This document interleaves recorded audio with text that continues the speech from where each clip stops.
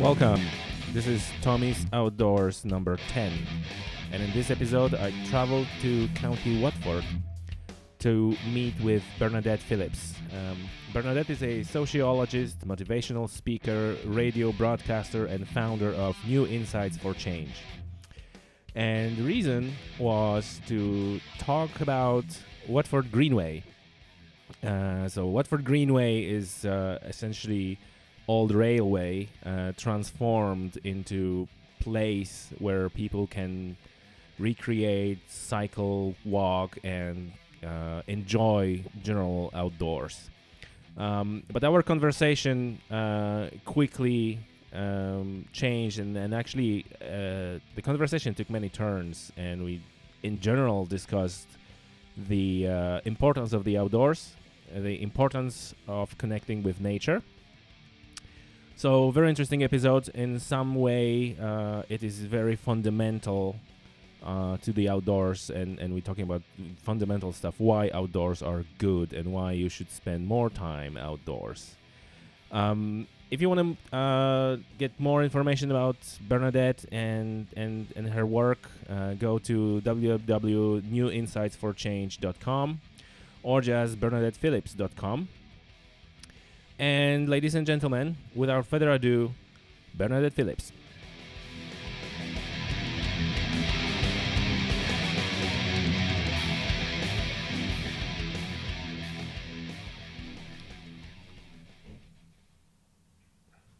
Hello, Bernadette. How are you? I'm really well. Lovely to be with you. Thank you. That's the first thing. Thank you for doing this, and thank you for being here with me and with our listeners.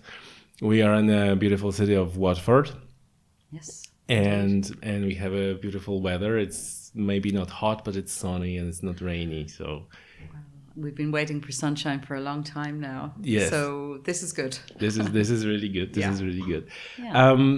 So maybe how it all started, and I think it's only fair to give a shout out to Waterford Hour on Twitter, #Waterford Hour, Yes. and #Wicklow Hour. In general, there are county hours. They are. Which are events, Twitter chats that meant to promote and connect people, right? Yeah, I mean they're wonderful because they're weekly hours on Twitter, and people go in, and if you have a business, whatever, within those counties, but actually I think it stretches out beyond that. I mean, obviously we've connected on the various hours because what people do is not just confined to one particular city or one particular county. So it's the interaction of people, and it's that social interaction, which is fantastic, as you've seen, because that's how we met. Yes, exactly. But so big shout outs. I think the company is called Quickest Fox, and they kind of doing this marketing promotions. Yes. I'm not going to refer to their website. I think they had some sort of a problem with the website, but all the listeners, you can go and just hashtag name of your county, an hour, and you find out where they are, what time of what time is it. So we started, I think it was on the Waterford Hour. Yeah. And we spoke a little bit of the Waterford Greenway. And so maybe we're just going to talk about what are those greenways. This is what the idea is. Yeah, I mean, I use the Greenway. It's a fantastic resource that has been developed over the last few years, and it runs along an old railway line, which is really fascinating because once upon a time in Ireland we had a better train line services because we had them right across the country. Yeah. But they closed a lot of the railway lines and in the 50s. And so we were left with track, which was taken up. But anyway, we still had those lines or where they were. And it was thought a great idea to create something from it. And that's what's really has happened with Waterford Greenway, which runs now between Waterford City and Dungarvan, which is a town in County Waterford. Yeah. And all along the way, I mean, it's scenic. I mean, it's incredible. it's just something people have to come and do, but they can stop along the way too. And there's lovely little cafes and things, where they can stop. And of course, small towns or small villages along the way have also really, really benefited from this as well. So the economics of this has been very, very positive. But I think in the main, it's the sense that it gets people outdoors again and going along the Greenway, and you'll meet people cycling or families walking or somebody walking their dog, or it's just somebody on their own just taking time out. So it facilitates a wide group of people. I think it's a great idea, and I think that they're being developed across Ireland. Yeah. And I actually look at it, and I think there's a European project, which is the Waterford Greenway is a part of Eurovelo 1, I think, route that goes on the coast, and it starts in Norway and goes through Scotland, I think, Ireland, and down to Portugal and a couple of more countries. Okay, I mean, I wouldn't have the in-depth knowledge of that, but certainly from our experience here and how it is attracting people from all over the world, that's really, really positive. And but it is that sense of getting people outdoors, and I mean, this is what really is at the core of what we're talking about here. And like you mentioned, there's good for economy, and like Watford Greenway is the longest greenway in Ireland. It's 46 kilometers. It is, and when you look it up, it says off-road cycling, but it's not really off. Like if any one of you thinks about off-road as a routes and boulders and all that, it's kind of tarmac surface. It is. But it's off-road, that it's not on the road, so you don't have cars. You have a peaceful environment. You have a green grass, and you have a number of bridges, and you have a tunnel, and you have all these things that you can go and recreate. It's a great thing. It is a great thing, and anything that takes people, I suppose, away from the noise and maybe the chaos of everyday life, which can be very, very busy for people. So anything like that gives them that opportunity to take some real time out. And I suppose that's what I talk about and what I do at New Insights for Change, because it's all about well-being. And so that sense of well-being that people experience when they're outdoors or they're on something like a greenway is huge. Major health benefits as well, of course, because we know when we're out there and we're connecting with nature, it's actually doing something to us mentally and physically as well in a very positive way. Yeah, that's the thing. And before we start recording, we were discussing about the well-being and then the benefits of it. How you understand well-being? Oh, I mean, goodness me. I mean, there's so many aspects to well-being, but really it is what helps us to be at one with ourselves every day. Okay. What enhances that sense of who we are every day. And so we need to surround ourselves with that sense of being well in our being. That's a good way of putting it. And that's really, really, I suppose, very much at the core of it. And to ask ourselves that question on a regular basis. I ask myself that on a daily basis. How well am I in my being, in what I am doing? And in what am I doing, is it enhancing that sense of wellness? Yes. So when I talk to people, I ask that question too. And we can go very deep with that conversation. Yes. Because please. People don't often, when they really answer that honestly, put hand on heart and say, gosh, am I really well in my being? Ooh, and what am I doing with my life?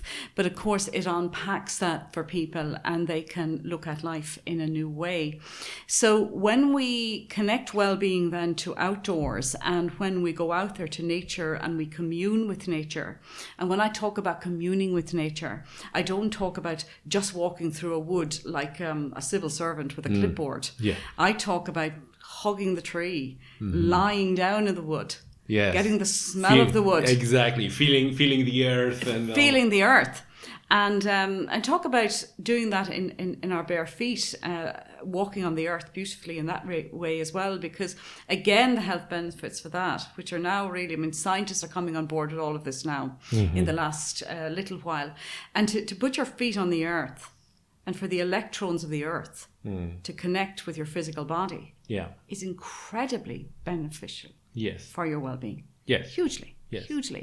And so we see the wood, or we see the forest, or we see the green beautiful spaces. We see them as they see themselves, which is a completely different way of communing with it, rather than just going outdoors. So that's really at the core of well-being. And when we do that, the changes, the transformation, you mentioned the word transformation there a while back. Yes. Well, that is actually transformational. Yes, no doubt. Do you think that we are getting disconnected from nature, and that really is through the development and arguably through progress in some areas where we built cities and so on? And yes.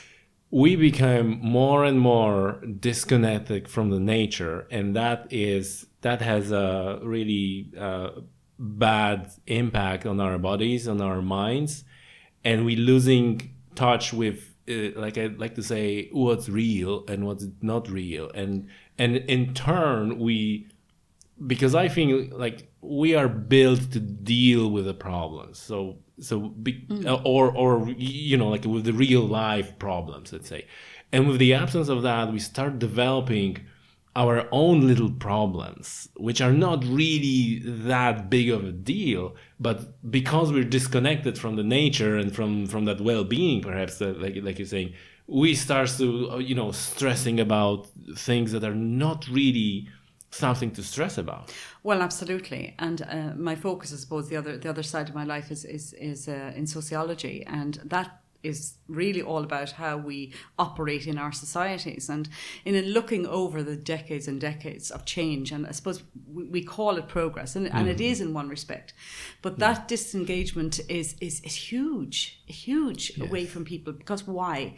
When we begin to value things over people,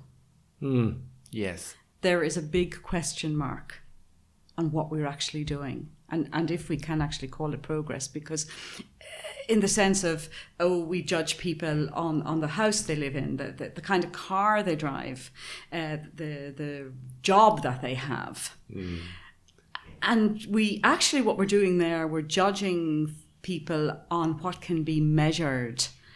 But it's when we look at what cannot be measured, and we tend to undermine the value of things we can't measure. Yes.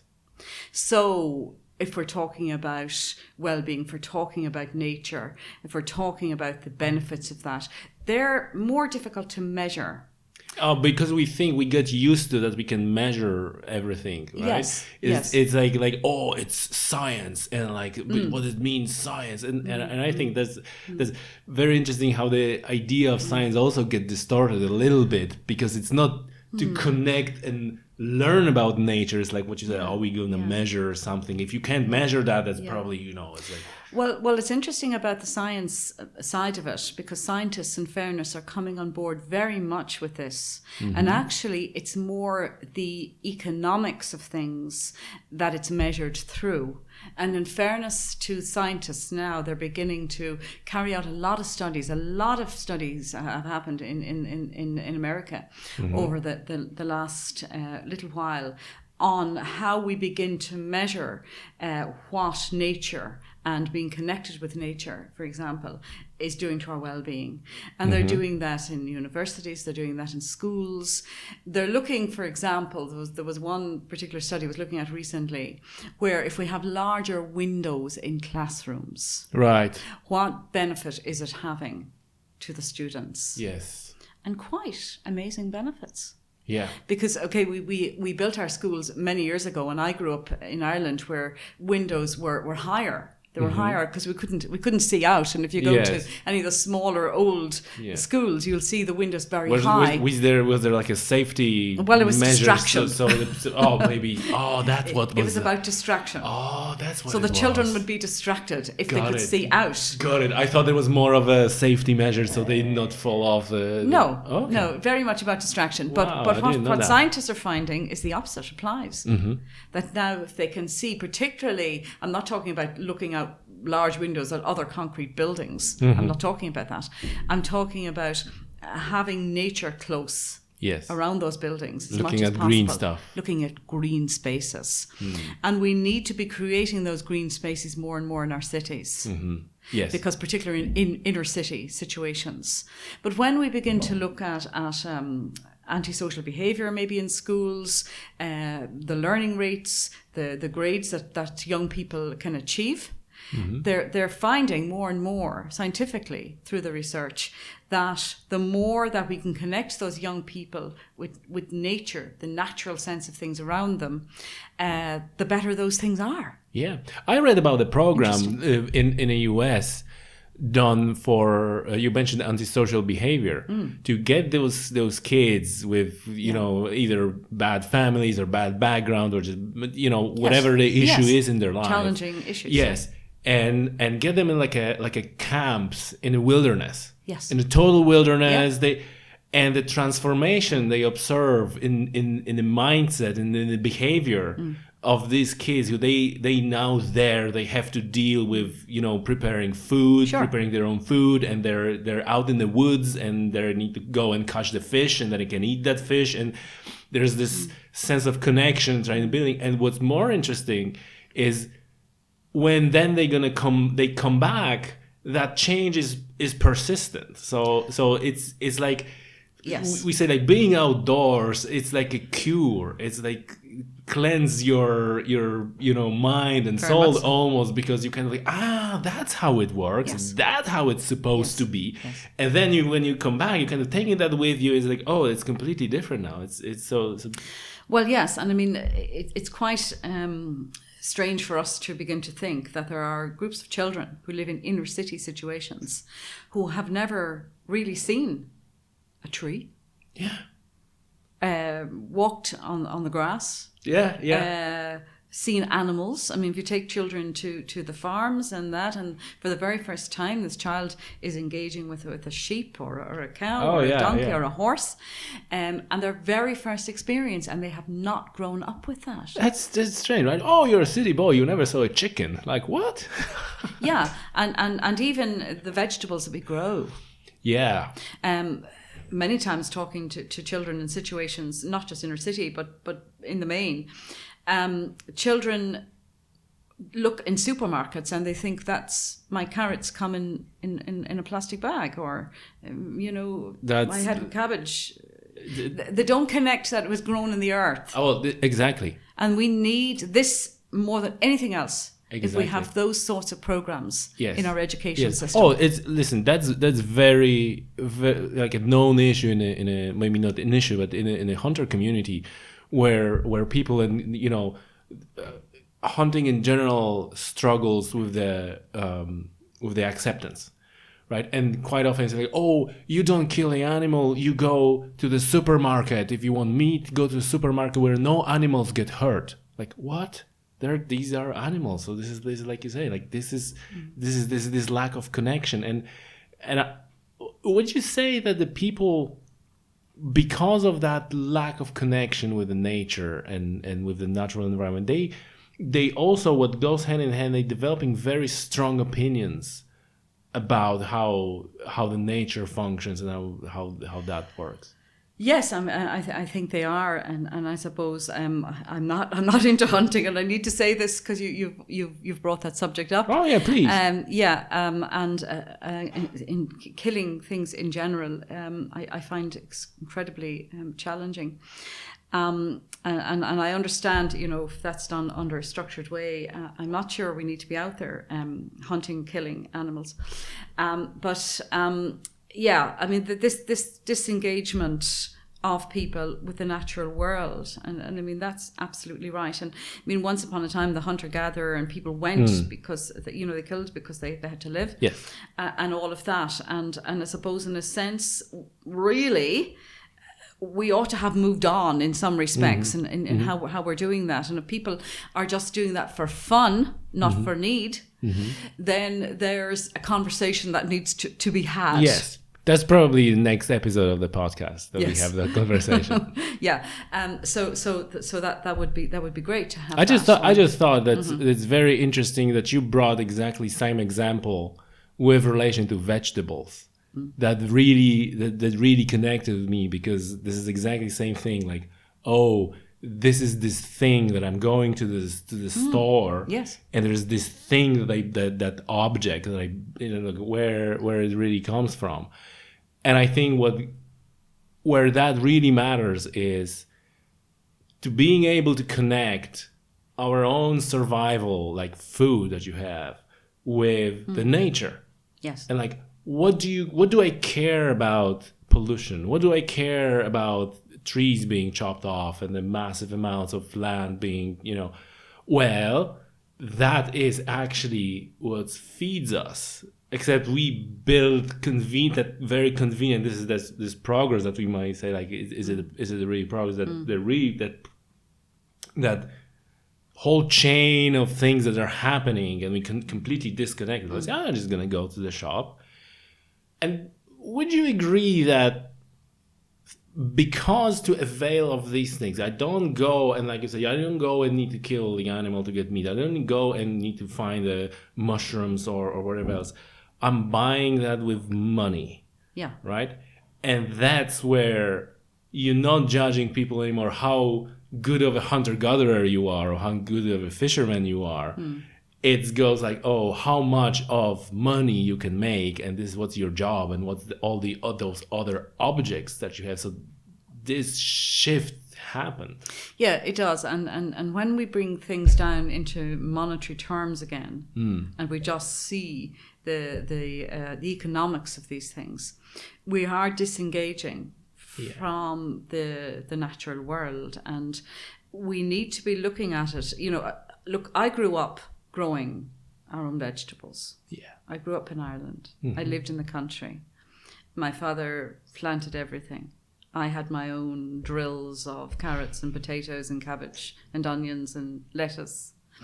And when we wanted something to eat, my mum would say, go down and pick me, whatever. Yeah. And so I grew up with that. And having our apples and berries and all of those things. So I know how beneficial that is, growing up in that environment. And then engaging and connecting with young people who have never had that experience.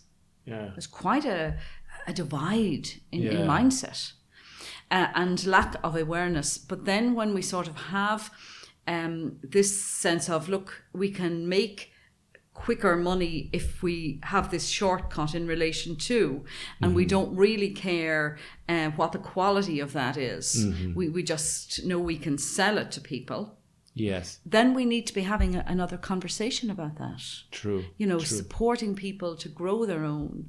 And we can grow a lot of things even in small spaces. Yes. And when I talk to people, I say, no, you don't need acres of ground here. Yeah, absolutely. You can grow multiple things in for your boxes. Needs. You don't have to go and sell it. It's for your needs. It's for your needs. Yeah. So if you live in a small flat or apartment, and if you have any little bit of outside balcony space, in pots, you can grow potatoes. Yes. Oh, yeah. You can grow your herbs. You can grow vegetables. You can grow fruit. Yeah. And from there, we're going into a whole another subject of actually then cooking this and how much better does it taste, and what now it might sound stupid, but how connected you are to your food. Like, this is actually, I kind of grew it, and exactly is versus again those red objects that you're buying in the supermarket. Exactly. Like, that it is a completely different relationship. to that product. More to that natural, item. more... Oh, yeah. And because you do it and you start from seed or whatever you do, and you grow with it, you grow with that. It's a good way to look at it. So from the time that you put it into the earth and you nurture it and care for it, to the time that you put it on your plate to eat it, you have a love to that. And I will mention that word very loud and clear, because love to something is very, very different than just picking it up in a supermarket. And so you have that sense of achievement in you because you've done this, you've created this, and you've now eaten this. But also the taste of this is completely different. Yeah. There's no artificial taste about it. It's fresh, it's real. Yeah. And what would you say to people who would in that moment say like, yes, but all this takes time, and the progress as I see is like I don't have to, grow food from the seed. Somebody else does it for me, and I can spend all my time doing something else, whatever that else is. That this is how it should be, and this is the progress. What did you say? Yeah, okay, there's arguments for that, and one has to respect what people choose to do with their time. However, I would say that if you're really interested in your health and well-being, have a little think about this. Right. A little deeper. Right, exactly. And a lot of people are, because I find that as well when we're having conversations about well-being and health, we're not joining the dots in respect of that. And when you have this conversation, this is why these conversations are hugely important, is that it provides the opportunity for people to step back just a little bit and begin to see the impact that this new mindset could have. And when you talk to most people, they want to be well. They want their families and their children to be well. They want to have a sense of well-being and wellness. But they haven't somehow connected it up with the fact that you could put some seeds into a pot and grow your own potatoes. But when we have those conversations with people and they begin to realize that this isn't rocket science, this isn't something that's very challenging or very difficult, really, that it is something at least that they could give an opportunity to try. They're much more open to that. And I often feel quite sad when I see even education programs or government programs, and somehow they're not supporting people to join those dots. Yeah. So that's what I'm doing as well at New Insights for Change. I'm supporting people to do that. All right. Would you like to tell us a little bit more about your... Well, it's very much about connecting people back, firstly with themselves, of course, but then to extending that out to the wider world around them. And we can start from our own space. And if we talk about our well-being, we talk about the food we eat, because we all have to have food to live, and how good is the quality of that food that we're eating, and how connected are we with it, and how the relationship that we're having with it, and all of that. It also is a fantastic little project, for example, for a family to do. You get children connected up to this, and children love this. Children will nurture those little pots with those vegetables and fruit in more than people because the realize. disconnect was like less, so to say. It's Yeah. not the minds are more open. It's like to the new ideas. Well, it's a new experience. It's fun, and Yes. and it's everything at the heart of this as well. It's fun. Let's not make this a big huge chore for people. Yes. But also really, it's actually quite cost effective. And we have families on very low budgets. And people may go out to a supermarket, or they may go to some other shop and pick up something that's sort of quick food, which is not always the best kind of food, which actually is really more expensive than doing this. So talk to people about that. But then the sense of well-being comes into it. Because you see, isn't it, when we feel better about ourselves, we try new things. Yes. We take new opportunities. Exploring. Then you go exploring. You less focus on your kind of own survival, because I think that if we not feel good, we kind of go into this mode of like, I need to kind of survive this situation in which I am. Yes. While like you mentioned, I'm feeling good.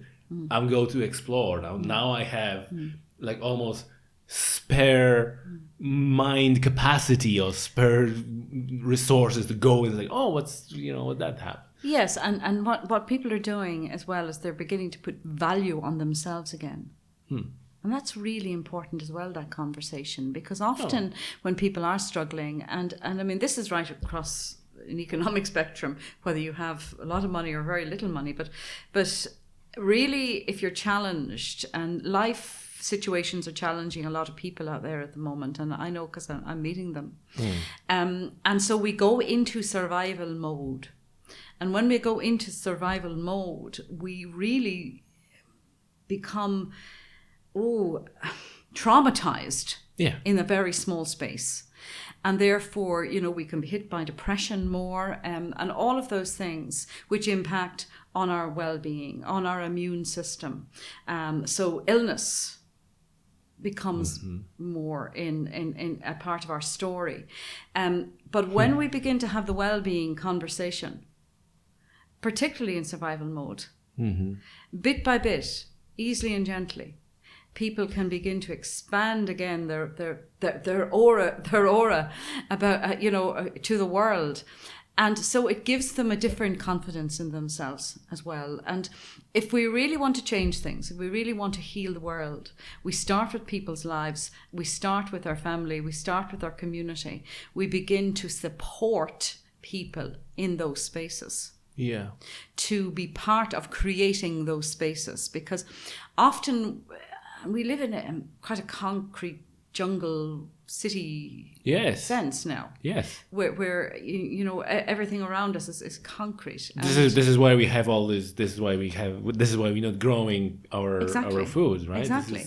So even to go into smaller spaces, and I've seen this when we support people with gardens, for example, in very small inner city spaces, when we start to plant trees, and people say, oh, they'll rip up the trees, and maybe they will initially in some cases, but maybe they won't either. And as people begin to see these things grow, and there's a well-being sense of seeing a beautiful space. Everybody can connect to that. And if they're actually part of creating it themselves, well, then that's even a deeper experience. So the deeper that experience goes, the deeper sense you have to the world around you. Now that's changing your mindset. And may I add here is that sense of beautiful place is very much connected with the nature and with the outdoors. It's much more common for a much bigger group of people seeing a mountain or seeing a river. It's like, oh, that's a beautiful space, versus seeing a building, or, well, you can say, oh, it's a beautiful building, but it's not the magnitude of that beauty is quite different. We need a balance. Okay, I mean, we look at older buildings, and I particularly love them for their aesthetics, for the character which they have, as opposed to many modern buildings, which I feel can be soulless. So to enhance those particular new spaces, we need to ensure that we have green spaces as well. We need plants. Growing living plants in those spaces, for example. And this is also in the workspace, and I often work into workplaces where, there is a very modern, sterile sense of things, and very little things growing there. And I'm always interested to point out to people and say, have you thought of bringing the green life in here for the well-being of your people? And often it hasn't been thought about, which surprises me. And also daylight, which is very, a deficit. Huge. Because a lot of places like you have artificial lighting all the time, and also the air, which is probably one of the most challenging issues in a architecture, especially in a high-story, big office buildings. How we can get like a fresh air? So they're building these big, sophisticated pipelines that pumps air here and there, but that air is filtered and it's kind of stripped out all the moisture and all Yes. of it and everything. And I watched I think it was on the Discovery Channel years ago, where in Germany they built a building which is essentially like a two buildings in one. So it's like a one bigger building, and the second one it's like a big office, high story building, right? Except it's like a two, one inside another, and between these two they're growing plants. Yes. Yeah. And it's so and like big trees and the whole park. So essentially the building itself is kind of isolated from the outside world, but because inside you have this park and trees and all that creates this wonderful micro, how to say, like a nature, Yes. natural environment. Yes. And then the second building, which you actually have your office spaces and so on, is inside that. So people have this benefit that we can walk in and open a window and actually get the fresh air Yes. that is filtered by the plants. absolutely and essential for well-being. Exactly.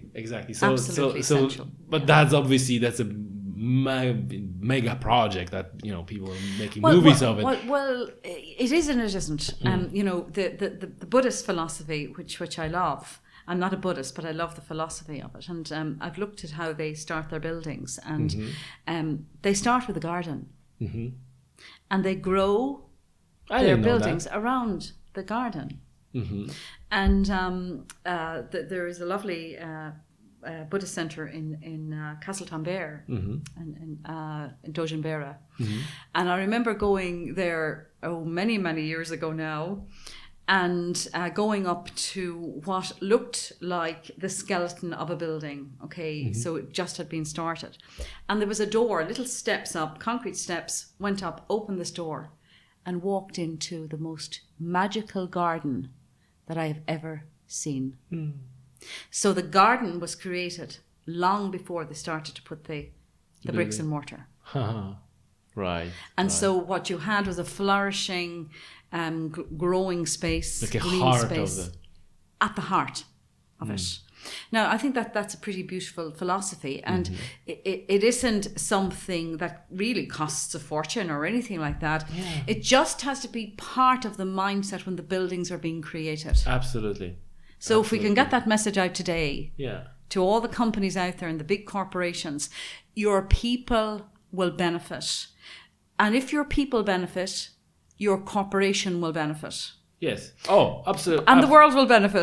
Absolutely. Yeah. That's often missed element, the people. Yeah. So it's quite obvious from everything that we're saying that getting outdoors obviously has a huge benefits. Massive. Right? It's a huge benefits. Absolutely. It's like, and I said before we started this podcast, I feel like we'll have a kind of hard time at times to keep it on that subject of the outdoors. Yeah. Because we have so many areas that we both interested. Like, for example, you mentioned Buddhist. I'm also fascinated by, especially their approach to death, and how they deal with that. Yes. But the subject of the outdoors, and maybe even wider than just outdoors, but connecting with the nature, and this is another thing that I was thinking, that there are like various levels of outdoors, because you can go out cycling on the hard shoulder of the road, right? And you're outdoors, arguably, right? But you're breathing in all the fumes and it's not like, and then you have these levels, like then you can go on the Greenway, like we talking here, where you actually still have your paved or tarmac road that is, they can conveniently walk or cycle, but you're surrounded again with more nature, and you're more in the outdoors. And then beautiful. You go further up to the point when you go out for 12 days into wilderness, where you need to kind of completely, but it's what we're saying is really people should try more going through these steps and start small, grow something, go on the... Well, yes, because everything starts with ourselves. Yeah.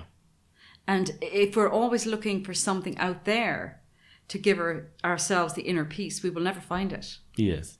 So we have to start with that centering of us, the grounding of us and our energy. And then we put our toe in the water of trying something else. That's a little extension beyond ourselves. But actually, it's not disconnecting ourselves. It's actually giving ourselves a greater sense of connection as we extend. And that's an interesting one, because nothing works from the inside in. It's always it's always, nothing works from the outside in, should I say. It's always from the inside out. And that's how real transformational and permanent change happens. Yeah, start from yourself. It's not temporary in that respect. Yeah. The outside stuff will be just a temporary thing if you're not connecting it to you. You start from you extend it out. You then, of course, begin to experience things in a very different way anyway, because we often don't see the world around us at all. And I often think, you could travel a journey 1,000 times. Yeah. And you may never see it. When we become aware, in a conscious awareness, we begin to notice things and see things for the very first time. And that might be decades and decades and decades down in our living. Yeah, the conscious living. Yeah. Right? Is that also comes from the Buddhist philosophy, right? Of being aware of all your moves and being aware where you are in space and all. Yeah, and I mean that doesn't mean that we're so caught up in every second of every moment, but it does mean that we're fully present in a moment. Yeah. It's like you and I are having this conversation. This is the whole world right now in our lives. Yeah. And if it isn't, if our minds are 80% off somewhere else, then we're not honoring each other. So the fact that we can be fully present here in this conversation will mean that people listening to this will connect in a very different way as well. So to be present in the moment of life, to embrace it as much as we can, to engage with it, to play with it, to, as I was saying in my daily walkabouts, which is something I do as well for your listeners, to jump in the puddles every now and again, to just stop. Oh yeah, I was actually listening to that one this morning, or the jumping in the puddle. Just stop and have that little bit of fun, because other than that, life can become so very serious, which also disconnects us and disengages us from ourselves and from the world around us. Because there's a lot of stuff there that creates stress in people's lives. So we have to have these little techniques of stopping, taking the deep breath, feeling our feet on the ground, noticing the world around us in a different way, noticing how that tree on that beautiful space, how it sees itself, how it's growing, the leaf on the tree, going deeper again to see the formation of that, the creation of that. And we can see that in stages as we begin to notice it. And each time, the beauty of it, of course, is that if we even looked at the same tree, it would never be the same. Yes. That's the magic of life. We go to the sea, we go to the beach, we look at the ocean. It is not the same water we're looking at that we looked at yesterday or an hour ago. Yes. It is different. Yes. And so to begin to see that is phenomenally beneficial for the sense of who we are in the world. But it's also, of course, hugely beneficial to the environment, because we begin to respect the environment in a very different way. That's huge. It's huge. That's huge. Yeah. And I want to go back to that in a second, but just want to track back a little bit on the what you said about kind of stopping and thinking where you are. Yes.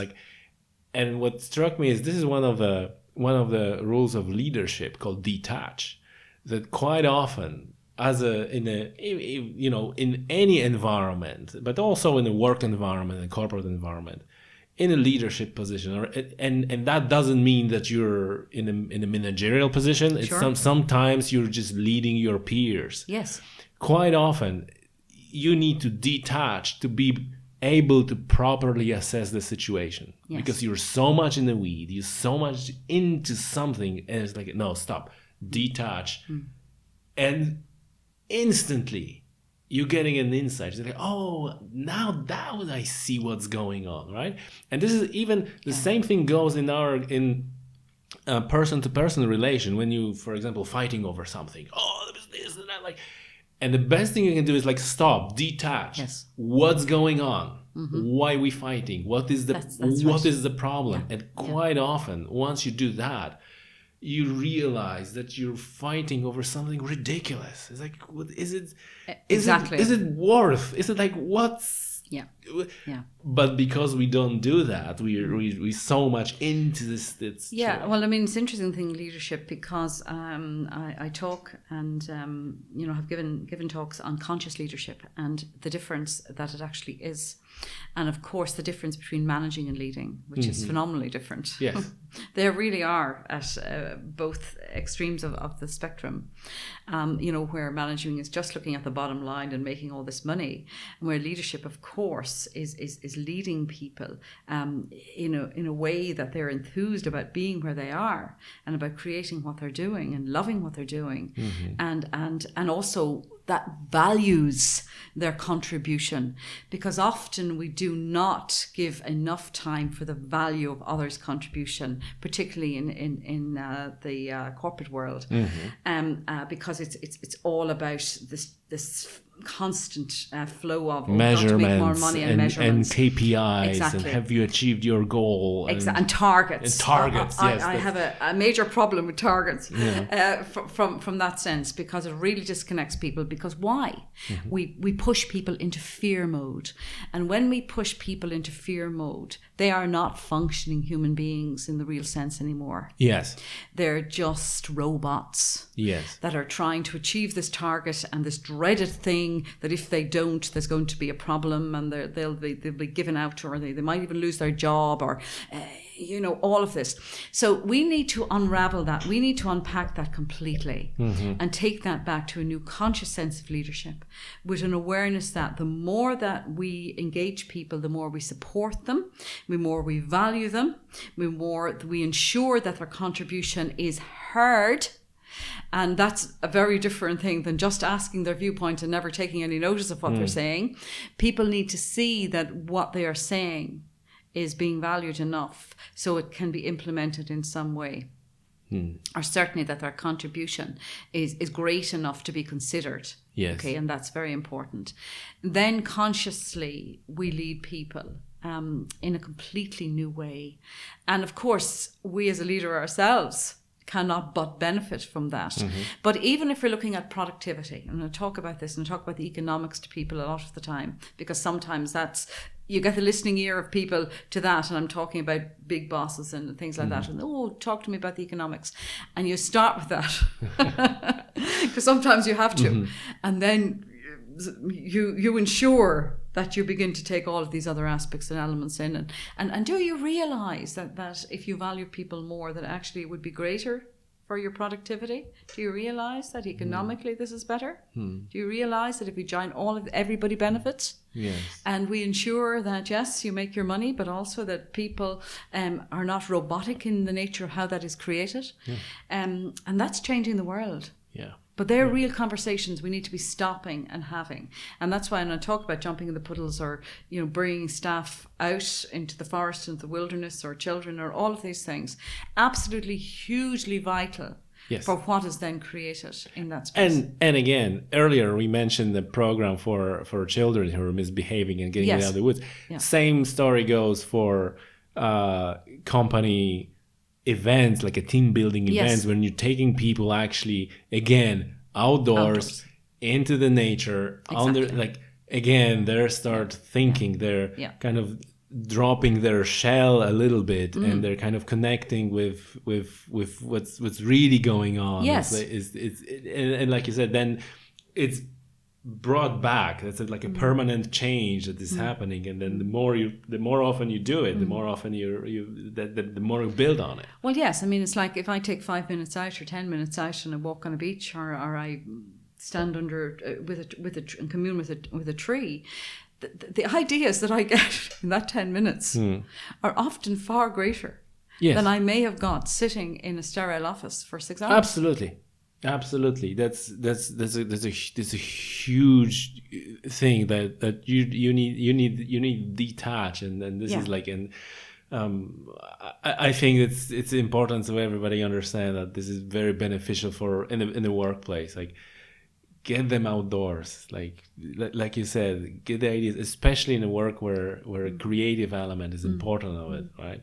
It's yeah, I mean, if we sit in front of a computer all day, which a lot of people do in workplaces, you know, I mean, we're living in the age of technology, and therefore we're surrounded by that, and the energy that comes from that as well. I'm of an age, of course, but I'm still absolutely fascinated that things can be wireless, that I can pick up a mobile phone and speak to my friend in Australia. You know, I'm still absolutely fascinated by that, because it is fascinating. The generation I come from, which could we ever have dreamed or imagined that? Yeah, I mean, it is fascinating. You It's just know? we're taking it for granted. Like, very much like, so. It's just like, okay, but Yeah. just imagine how much technology goes into that. Could you do that? Could you do that on your own? It's absolutely astonishing. Yeah. But of course, with that, there's a lot of energy waves that are flying around as well. And there has to be, to make that connection for me. You know, wireless, yes, but there's an energy that's somewhere in some satellite that's linking me to that. And therefore, that has its own maybe damaging impacts, you know, on well-being as well. Unless we counterbalance it. Yes. With ensuring that people have outside spaces, or that are taken regularly outdoors, in the sense of the outdoors to nature, and can commune with it. That we need to be ensuring, and I mean, I know these waves are all over the place and we're outdoors, of course they are, but somewhere the impact of connecting with the nature, in the sense, it's like trees. I mean, I just love them. I adore them. I am passionate in love with trees, and I stand and I hug them, and I root myself with the tree. Yeah. Because and also I'm hugely aware that without the trees, and this is why I am so distressed over the depletion of our rainforests and all that's happening. I mean, in parts of the world, it's just appalling what is happening every hour, what we are losing, because the oxygen of our planet requires it. Oh yeah, they're generating stuff that we breathe. Yeah. And I mean, that's pretty basic, isn't it? You know, again, not rocket science, but for short-term gain and for greed, and because people have power to do it, they're going in and they're destroying the wildlife, you know, the habitation that's there. People's lives are being destroyed by that, who live in these places, because they're being just shifted out without any care. And therefore, again, these are conversations that we need to be having, because we are destroying our planet. I mean, we could talk forever, you and I, on the situation of plastics, and something that I've done quite a lot of research on of recent times as well. And we have oceans of plastic waste. Yeah. You talked about your fishing. This is getting into our food chain. Yes, in a very serious way. I think that in the recent years, the awareness of the issue of plastic is and finally, it's, you know, the people start getting more aware of that plastic is everywhere. And I think it was a comedy sketch, but you know, like usually with a comedy there is a truth underneath. Like people say, "Oh, save the planet." It's like, no, planet will be okay. It just incorporates plastic in it. Save yourself, because we cannot live on plastic. We kind of killing ourselves with the plastic. Planet will be fine, you know. So it's like, we'll take humans out of the planet and regenerate itself. Planet being too worse than a little bit of the plastic. Like that's we who not gonna survive that. So I think that's a And you touch on a very important point that we touched a little bit earlier in the conversation about the habitat, about the destruction of the environment, and appalling. I think that when the people start, to your point, more care about the well-being themselves and the others, and understand the importance of the nature and outdoors and all that, then their shift is like, oh, how can I get that? Like, why I don't have these, you know, massive forests, for example, right? Oh, because I have the factories. So I think that's where we, through talking about it and through raising awareness, can also help that more and more people this way will get to the maybe some organizations that are supporting, habitat conservation, because really all about wildlife conservation is like habitat conservation. It is very much so. And I mean, it comes back again to very bigger companies being really coming on board with this. And I was interested to see that Iceland Foods recently, that they've made a very big decision. I see other supermarkets following suit, to stop using plastic in their own product range. Yeah. And that's a very big step. Or going out and looking at the destruction of the rainforests and the depletion of animals, and some of these bigger companies are actually doing this, and this is coming back into these particular bosses actually becoming consciously aware. Yeah. And I know someone took them outdoors. They took them outdoors, and I was listening to Richard Walker, the head of Iceland Foods, on this recently, and it was very, very positive. It was heartening to hear that there is somebody who has that level of awareness, and the more that we actually have this awareness, of course, the more that impacts on the everyday life. If somebody goes into the supermarket and says, "Oh, they've stopped using plastic in their own product range," well, that's great for them, but it's also great for me. So everybody says a win-win. I wish, because what I encountered on in the number of shops is that they have paper bags and plastic bags, and people prefer plastic bags. They're like, oh, I think you can give me that. They don't want familiarity, you see, and yes, they become and education. Yeah, because then I was talking to one of the butcher shops, and they say like, problem with paper is like it takes more space, it's more expensive, and it kind of either it's not as waterproof as plastic. And what the funny thing is that you may have paper bag, but it's still coated with plastic, which is a very valid point. Sadly, yes, absolutely. But again, you see, every business, whatever, from the smallest to the largest, operates on the demand of people. So when we have this education with people, and we start in our schools and we start with the children, because I love the fact that children can be quite conservative sometimes when we teach them something. They're pretty, this is how we do it, and I love to see children like that they go home and they begin to have this conversation with their parents, or at least, even if they're not even able to have that conversation, that they themselves have a level of awareness, and they're growing in very quickly into adulthood. So they're going into the butchers, or they're going in wherever it is, and they're saying, no, don't give me that plastic. I don't want that plastic bag. Exactly. And I can tell you this, and you know this, I mean, anyone in business has to be flexible, and therefore they will adjust according to what the demand of their customer is. Correct. So they will find a way of having that paper bag or whatever it is, or they will find that they're coming together as a powerful lobby. So in one butcher, in one whatever store, yes, but bring all of those people together. Yes. Well, then they're a powerful lobby, and they're saying, hey, hold on a second. This is costing us a lot. Now, is there a way that we can have a conversation to adjust this so that we can, ensure that we're okay, we're not losing, but our customers are also able to get what they want. So these are conversations that I love to facilitate, because it means then that there's a positive theme and a positive thread that's running through that. So we're not saying, going into the butcher, oh, for heaven's sake, of course you can get paper bags, without listening to that guy's story of how he's trying to make a living. Yes. Correct. We have to hear his story of how he's trying to live. Yes.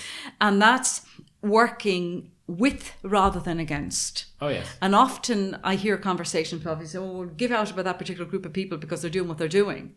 Well, wait, no, we need to unpack that and say, okay, why are you doing this? Yeah. What's behind? Like, there's a reason. The why is essential to everything. And there's that old saying, if I know my why, I can deal with any how. Yes. And so the why has to be at the core of it.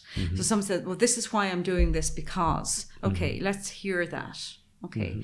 And if there's a way that we can then support somebody to do something differently, that's going to be beneficial. Yes. Well, then we need to be putting all the resources in. I see so much waste government resources because no dots are being joined in respect of this. And we're just, what is happening a lot of the time, and I see in people that make policy, for example, it's always a reactionary thing rather than a response.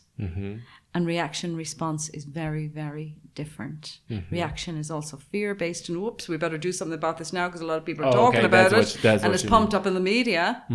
Where responding is coming from very much, something that would make a huge difference to people and their lives and the world around us and our communities. Right. That's a very different conscious political space to be, and that's something else that we need to be having a big conversation about. The unconsciousness of our political people and leaders. Yeah. So there you are. There's maybe another role for me. Yeah, but you I want to stop a little bit of that because that's also no understanding how the political mechanism works is very important, and especially in the conservation efforts. Yes. A lot of time people complaining about politics and about. While my view, and I think that the most successful conservation organizations are effectively using this as a tool. So instead of, they, should this and that, like, okay, they working in they want votes, right?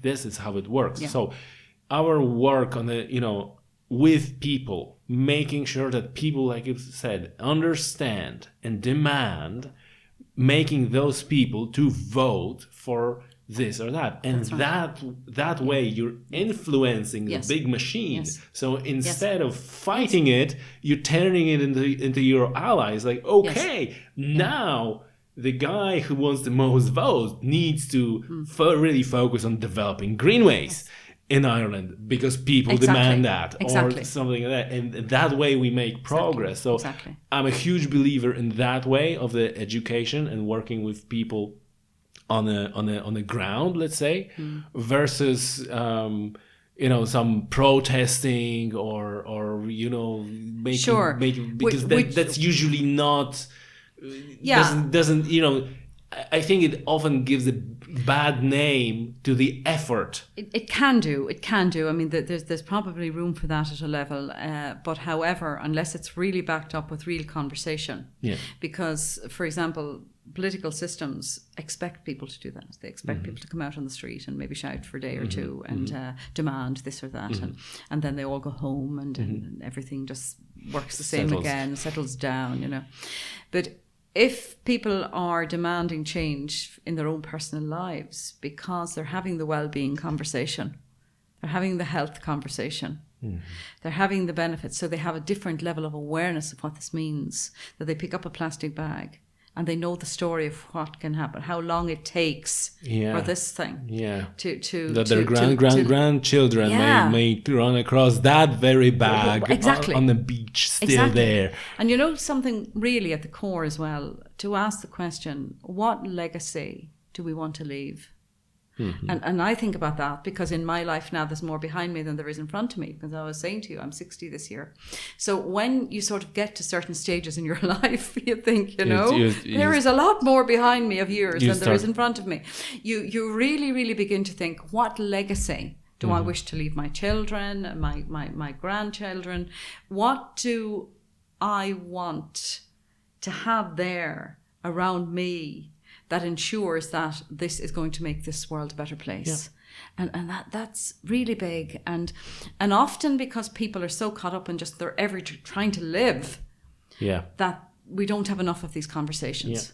Is it not funny that nowadays it's easier to live than it ever was, right? It's easier to live. I mean, like it really is, and at the same time, what you mentioned, that people are just trying to live.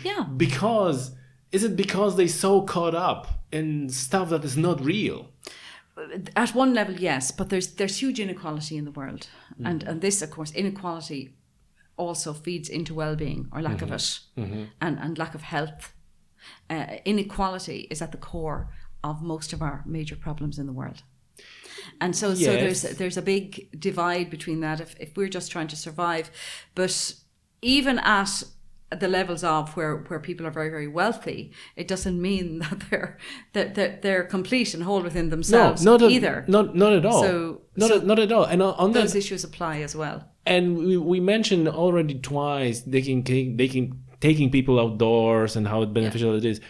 That the rate of happiness, let's say, Yes, that's an interesting and one. health is actually big in the tribes who are living out in the nature. Yes. These are healthy, Absolutely. happy people. Absolutely. And yet we who make this progress and living in the city, Yep. we have cancer and all the other Yes. disease. Like it's massive and it's supposed to be easier, better living, but it's not. And we're not happy. And there's some say it's 98%, some say it's 70%. They hate what they're doing. Like. Well, Happiness is very a transitory thing anyway, and we move in and out of what that we consider to be happy. Yes. When we look at again happiness, what is it? What does it mean? And we ask different people about what it means. And not gathering items not around stuff. us. Stuff. not Yeah, stuff. yeah, yeah. Stuff never brings happiness to people. It's a very, very temporary feeling that it might give you, and then we want something else to give us that You feeling. need to move to the next thing and the next Yeah. thing and the next Yeah. thing, and It all of a becomes- sudden is a pile of stuff behind Exactly, you. it becomes an addiction, very much so, because I think, I need my fix again of something new or something different. But really, we need extremely little Yeah, to live. yeah, And not just survive. We need very, very little. And I have a very good friend who sold all her stuff about 14 years ago after a kind of a medical scare, and went off out into the world to do amazing things on the front line of disaster areas. And she has a suitcase. Linda Cruz is her name, amazing woman. And she lives out from that suitcase, and she has everything that she needs. yeah. And she moves from place to place with one suitcase. And so it can be done. And okay, even if we like a few little bits and pieces around us, the most important thing is that we don't define ourselves through them. And I think this is a big issue as well, is that somewhere we don't feel complete if we don't have the latest or the best of whatever, Yeah. And technology is an interesting one in that, because it is built-in obsolescence. Yes. in everything. Yes. And Absolutely. saying, okay, so you got this latest iPad or phone or whatever you have here. Well, do you know that that's actually obsolete now because there's another one that's just coming up the tracks, and you bought it today and it's already obsolete planned. tomorrow. It's already planned when Yeah. it's gonna. So there's a lot of fear that instills in people, because say, I'm defined by this, and therefore, gosh, I better get that latest. I need to have a new one. I need to have a new one. Even though, is this one functioning fine? Absolutely, But he got a new one. But he got a new one. Yeah, so it's keeping up, as we have that old term, keeping up with the Joneses, Right. keeping up with that, the neighbour next door, and all of that fear and stress. Now we unpack that for a minute, and we look at health and well-being alongside the stress that generates in people, which is completely unnecessary stress, Yes. because we actually don't need that. It doesn't matter. It will not do one iota to us as a person if we don't have it. Yeah. And for a very, very, very long time, I remember having just quite a basic little phone, and I could ring people and they could ring me. And I was a bit stubborn in relation to even moving on. Actually, my children bought me a more modern phone, because they said, Mum, have your Twitter or your Facebook on this. And I thought, really? Do I really need that? Yeah. And even if I have, will it make an iota of difference to my life? No. So because I can connect to those things in other ways. Yeah. And the other thing is never being able to turn something off. And I see this, and I want to talk about technology, because I know, this is a big one for people as well. If I never can separate myself from always being contacted, for example. Yes. Somewhere years ago when I travelled, and we had a phone and we could ring people. We'd go to a public phone box, or And you need to find a phone. Where's the phone? But we could hang up that phone and walk away. Yeah. Now, not so. certainly in the Western world. And so it's well worth our while having a look at other parts of the world where billions of people live, by the way, on very little. Yes. And measure where the happiness is in a comparative way. And that's very, very interesting. Yeah. I have a story on that. Oh. I have a story on that. It was, I think 8 years ago, I was fishing in a country in Africa, Guinea-Bissau.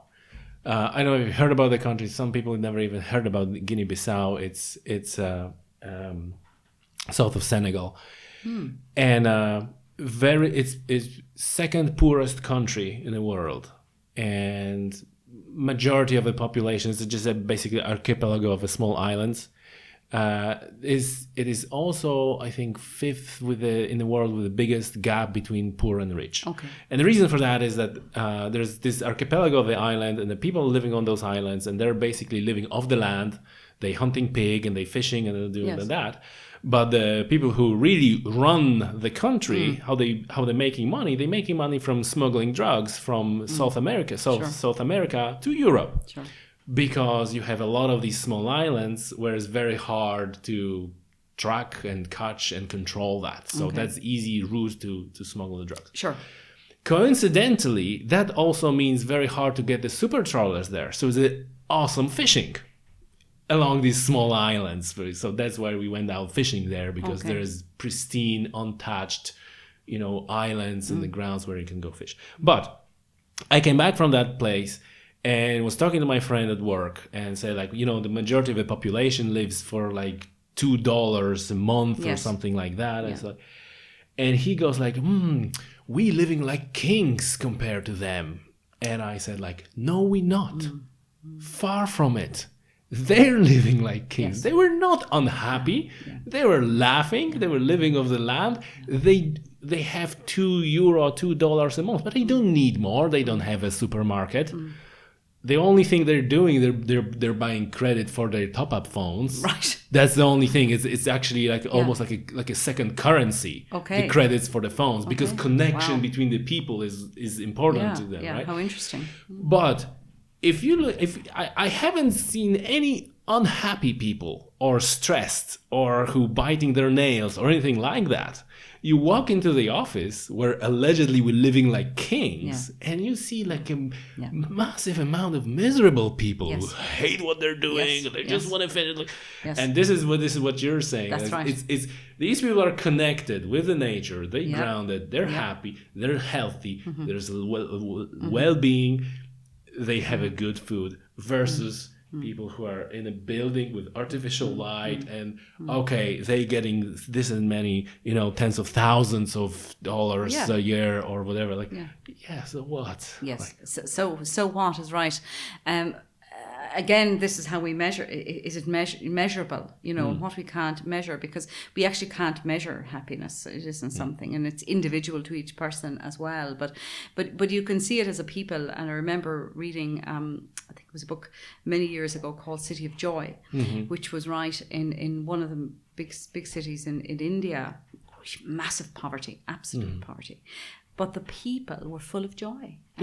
And because they helped each other. And we knew that in Ireland very much in community years ago. And people were very poor. Yes. But they had that sense of extended family or extended care. And when they talked about family, more than just their own immediate family, but everybody in that community was cared for. And we've lost that.